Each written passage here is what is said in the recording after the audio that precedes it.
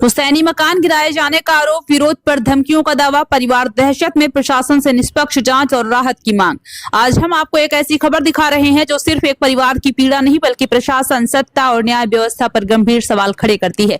सवाल ये है, क्या शासन सत्ता के प्रभाव में किसी गरीब परिवार को दर दर भटकने पर मजबूर किया जा सकता है अगर पीड़िता की आवाज आज भी सिस्टम तक नहीं पहुंचती? मामला सुल्तानपुर जिले के कादीपुर क्षेत्र का है। यहाँ एक यादव परिवार का आरोप है कि कादीपुर आजमगढ़ रोड के किनारे स्थित उनका पुश्तैनी मकान कथित तौर पर दबंगों द्वारा गिरा दिया गया। परिवार का कहना है कि मकान गिराए जाने के बाद उसी जमीन पर निर्माण कार्य तेजी से चल रहा है।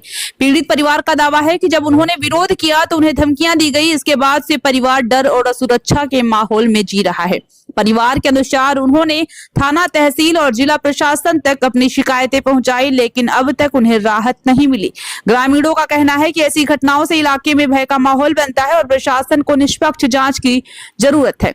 ये मामला आरोपों पर आधारित है और प्रशासन की ओर से जांच के बाद ही स्थिति स्पष्ट हो सकेगी।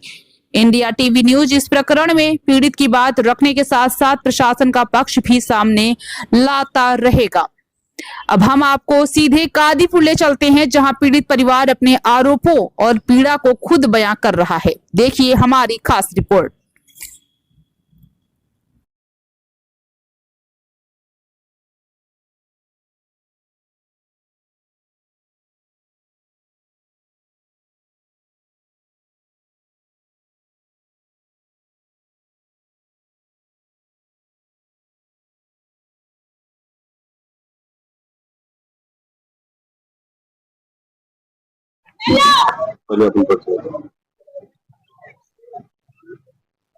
क्या है पूरा मामला भैया, इतना डॉक्यूमेंट लेके जा रहे हैं? जी सर, मामला ये है कि सर 97 में 22 अप्रैल 1997 को हमारे बड़े पिताजी सर एक बैंक की नीलामी के द्वारा जिला सुल्तानपुर कादीपुर तहसील के अनिरुद्ध नगर मोहल्ले में एक जमीन कहाँ पड़ेगा? अनिरुद्ध नगर सर कादीपुर तहसील से पटेल चौक से 200 मीटर आगे राष्ट्रीय राजमार्ग, बलिया राष्ट्रीय राजमार्ग के किनारे ही हमारे बड़े पिताजी 22 अप्रैल 1997 को बैंक की नीलामी द्वारा एक जमीन लिए थे।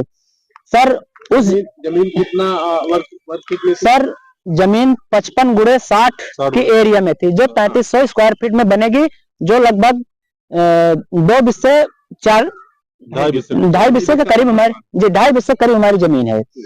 सर ये उसके दस्तावेज हैं। हमें बैंक से जो नीलामी मिली, उत्तर प्रदेश जमींदारी विनाश तथा भूमि व्यवस्था नियमावली 1952 के नियम के 285 के अंतर्गत भावनिक संपत्ति का विक्रय प्रमाण पत्र हमें सरकार द्वारा दिया गया।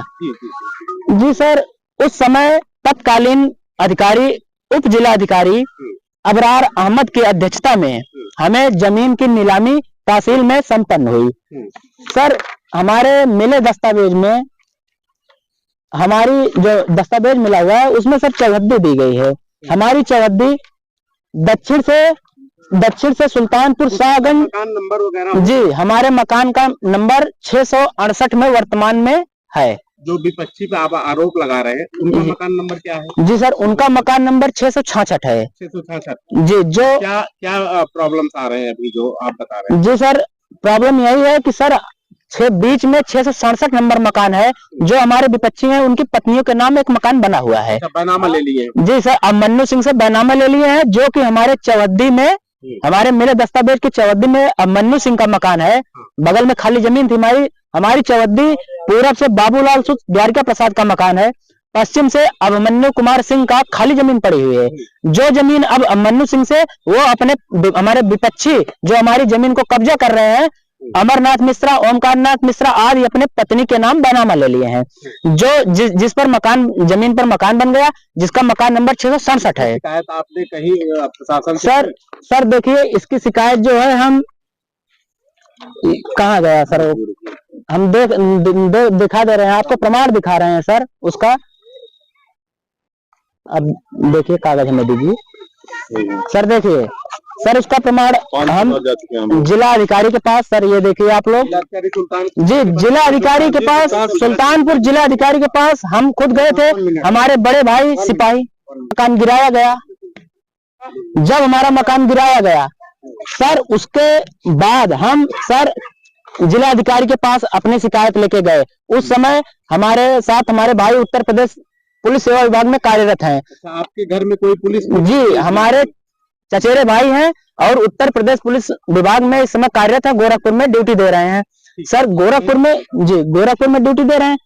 ये सर देखिए, उनके साथ वो अपने ड्रेस में गए थे, पुलिस विभाग की ड्रेस में गए थे, लेकिन वहां से जिला अधिकारी ने हमारे कागजात को इस तरीके से बेदखल कर दिया। उन्होंने कहा जब ये मामला कादीपुर का है तो जाइए आप अपने यहाँ जो कादीपुर के स्थानीय अधिकारी हैं उनके पास जाइए, हम यहाँ से कोई मदद नहीं करेंगे। ली थी, उसका कोई रसीद है? जी सर, उसकी रसीद हम दे रहे हैं सर। ये देखिए सर जी, हम जब जमीन अपनी बैनामा लिए सर सरकार से, नीलामी के द्वारा जब हमने जमीन प्राप्त किया सर, देखिए उसकी रसीद हम एक बार 53,250 रुपए जमा किए। जी, 53,250 रुपए ट्रेजरी विभाग कादीपुर तहसील में सभी अधिकारियों के सामने हमने बैंक में पैसा जमा किया सर, उसकी रसीदें हैं सर।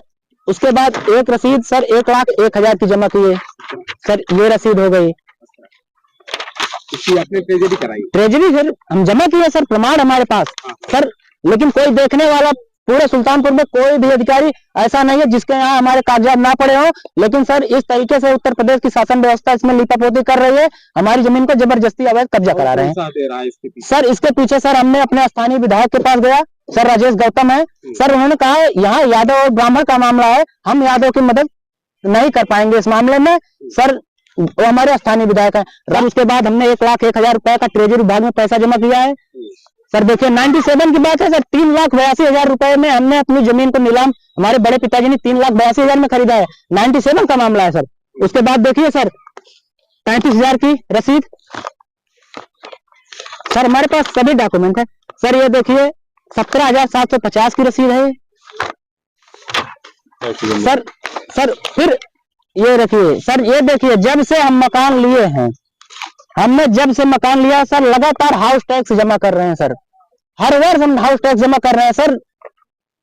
टाउन एरिया में जो नगर पंचायत कार्यालय, नगर पंचायत अध्यक्ष जो है सर, उन्होंने फर्जी नक्शा पास करा के हमारी जमीन कब्जा करा रहे हैं सर। उनसे अगर पूछा, हमने पूछा नगर पंचायत, हमने पूछा अगर हम हर वर्ष टाउन एरिया टैक्स दे रहे हैं, आपके रजिस्टर में हमारा मकान दर्ज है, तो हमारा मकान कहा गया? उन्होंने हमें जबरदस्ती वहां से अपने सर कार्यालय से सुरक्षा गार्डों से हमें धक्का मार के मरवा के वहां से बाहर निकलवा दिए। यहाँ के नगर पंचायत अध्यक्ष हैं, चेयरमैन सर। अगर हम उनके यहाँ हर वर्ष अपने home tax, town area tax जो हमारे होम का टैक्स, घर का टैक्स, गृह का हम हर वर्ष अदा कर रहे हैं सर, हमारा जा कहाँ रहा है सर? कम से कम इसका तो जवाब दे सरकार हमें सर। देखिए 2024-25 में सर हम मकान नंबर 668 मकान नंबर 668 ये सर, देखिए सर हम 2022-23 में हम हाउस टैक्स जमा किए सर। देखिए 2005 में टैक्स जमा किए सर, 2024-25 में जमा कर रहे हैं सर टैक्स सर, सब कागजात है सर। सन 2000 में जब हम यहाँ नगर पंचायत सर,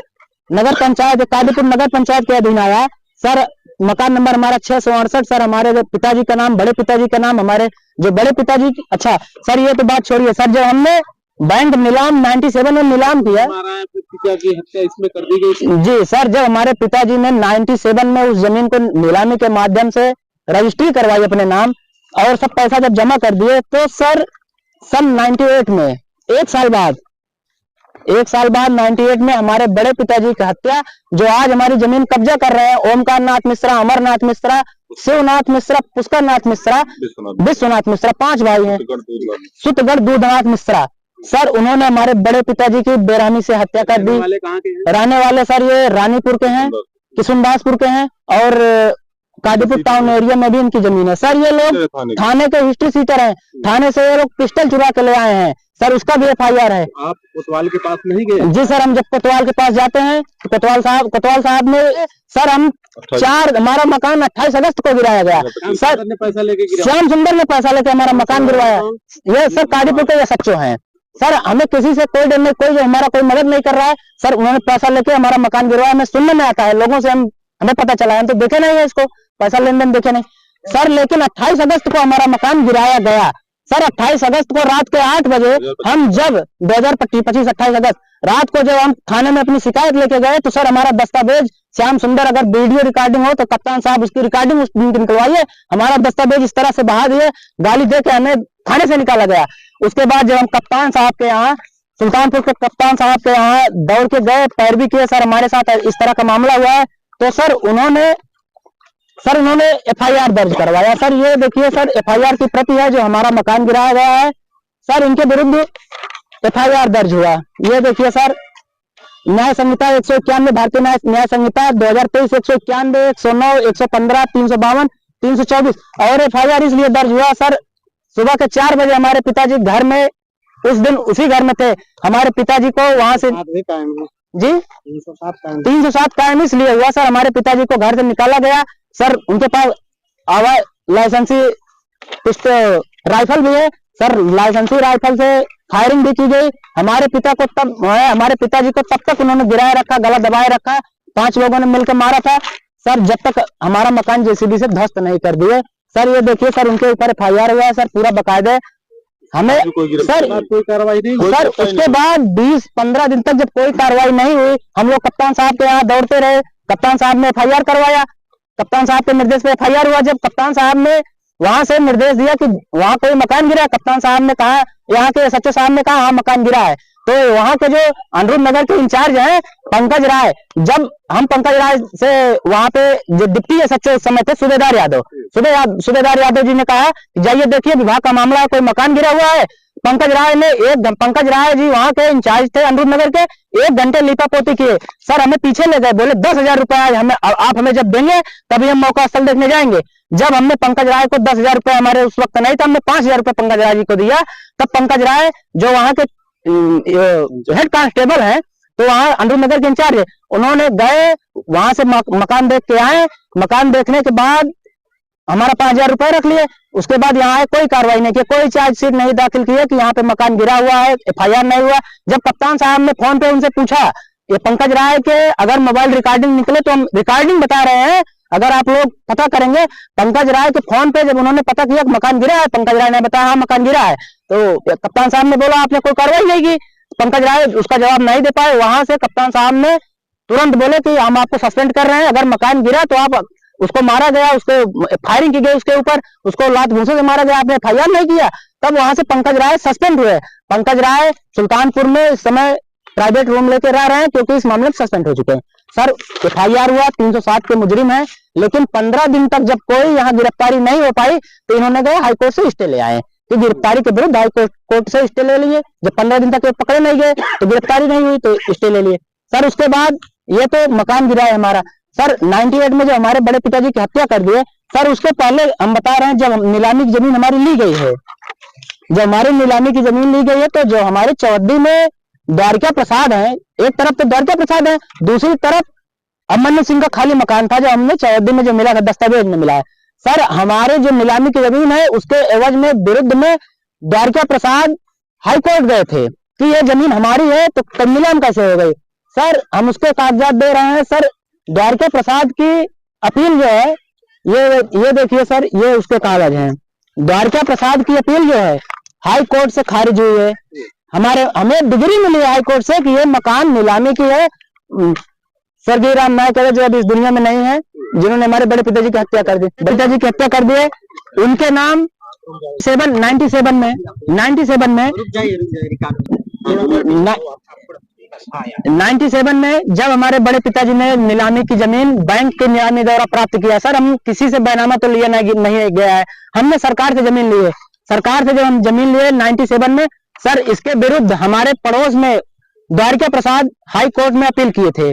सर उसमें हाई कोर्ट से हमें डिग्री मिली हुई है। सर हमारे बड़े पिताजी और हमारे चाचा जी के नाम डिग्री, हाई कोर्ट से डिग्री है। सर देखिए इसको कौन छुपाएगा। सर हाई कोर्ट से डिग्री है, लेकिन एसडीएम साहब इसको भी नहीं मानने को तैयार है। सर एसडीएम साहब, उसके बाद हमने एसडीएम साहब को अपने दस्तावेज दिए, चलानी रिपोर्ट में चलानी रिपोर्ट एसडीएम साहब।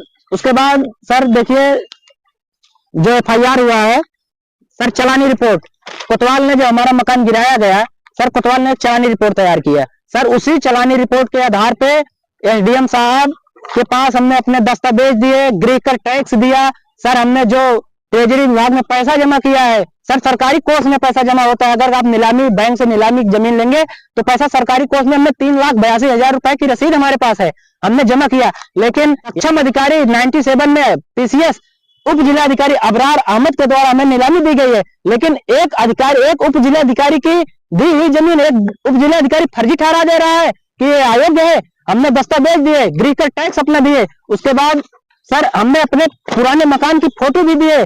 सर हमारे बड़े पिताजी को वहां कब्जा प्राप्त कराए हैं। सर तत्कालीन एसडीएम और जितने भी अधिकारी हैं, एसडीएम साहब और जितने भी जी, ये देखिए हमारे जिलाधिकारी जी, उप जिलाधिकारी जी और हमारे बड़े पिताजी हैं। सर ये सभी तहसील के जितने अधिकारी थे नीलामी के बाद कब्जा दखल दिलाने गए थे। सर ये हमारे मकान के फोटो हैं, ये हमारे बड़े पिताजी मकान में ताला लगा रहे हैं। सर ये सब कागजात ये एसडीएम साहब एक मानने को तैयार नहीं है।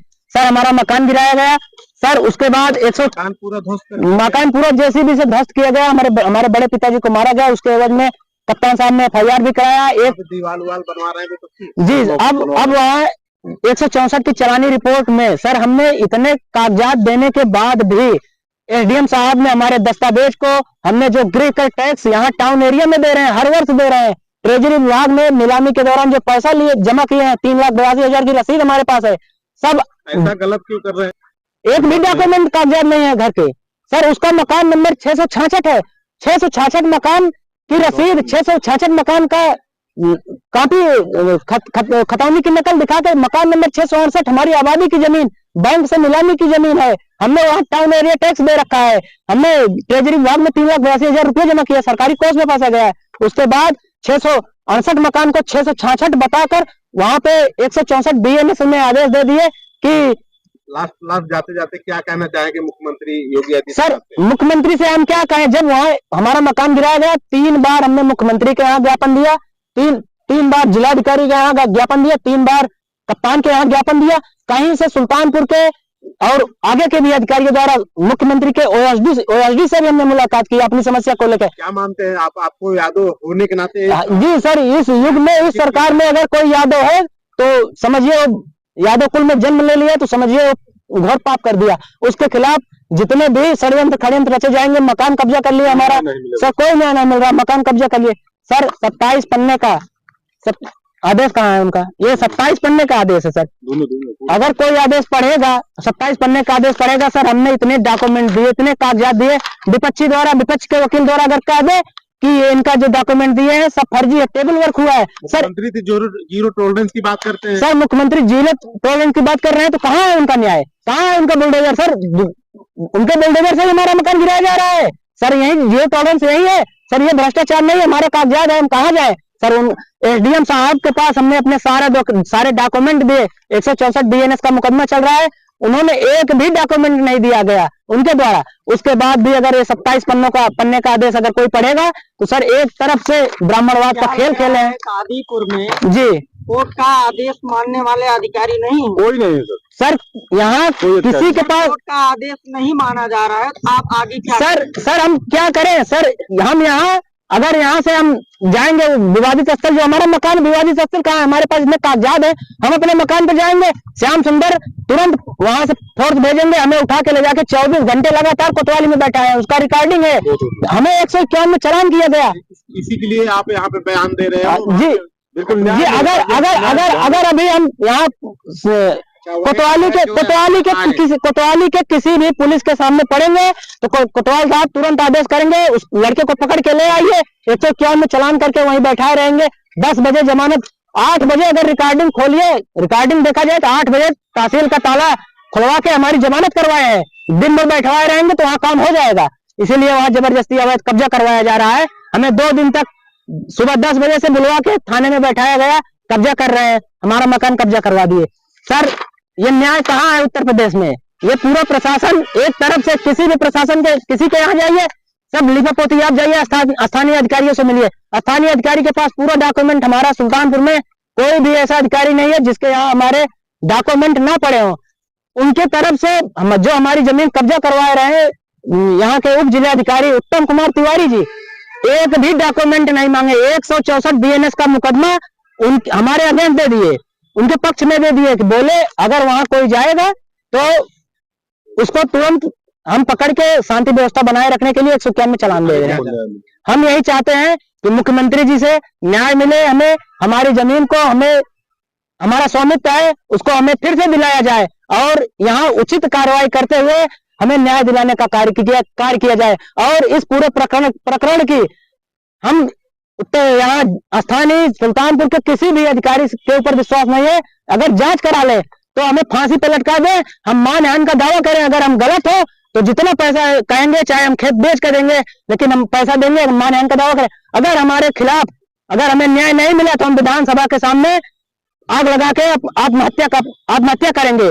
हम लखनऊ जाएंगे, आत्महत्या करेंगे, पेट्रोल डाल के आत्महत्या करेंगे, लेकिन हमें न्याय नहीं मिलेगा तो हम आत्महत्या कर लेंगे। जी। ओंकारनाथ मिश्रा और आपके बीच क्या विवाद ऐसा है? सर वो हमारी जमीन जबरदस्ती हड़प रहे हैं, जबरदस्ती कब्जा कर रहे हैं, उस पर कोई सुनवाई नहीं हो रही कहीं से। सुल्तानपुर न जिले में न तहसील में सब अधिकारी मिले हुए हैं, कोई सुनवाई नहीं कर रहे हैं। विधायक जी के पास आप गए? जी विधायक जी के पास गए, वो बोले यादव ब्राह्मण का मामला हम यादव का साथ नहीं दे पाएंगे, सीधे सीधे हम ब्राह्मण का विरोध नहीं करेंगे। जिलाधिकारी कादीपुर के पास? उप जिलाधिकारी महोदय सर सब फर्जी उनका आदेश कर दिए हैं। हमारे कागजात रहते हुए भी हमारा सारा डॉक्यूमेंट उनके पास समक्ष पेश हुआ, लेकिन कोई सब उन्हीं के पक्ष में कर दिए हैं। जी क्या चाहते हैं आप? हम लोग सर, हमारा छोटा भाई है, हम लोग सीधे जाएंगे मुख्यमंत्री आवास के पास जाकर के आत्महत्या कर ले, आत्मदाह कर लेंगे, पेट्रोल डाल के आग लगा लेंगे। ऐसा हम लोग सर, हमको जल्द से मुख्यमंत्री महोदय से यही अपील है हमारी, बहुत बहुत उनसे। आप लोगों की सहयोग, आप लोग अगर मुख्यमंत्री का सहयोग नहीं मिलेगा तो हम लोग के पास बस यही ऑप्शन बचा है, बस और कोई नहीं है। हम लोग और कुछ नहीं है। मुख्यमंत्री साहब से अपील है कि हमको जल्द से जल्द न्याय मिले।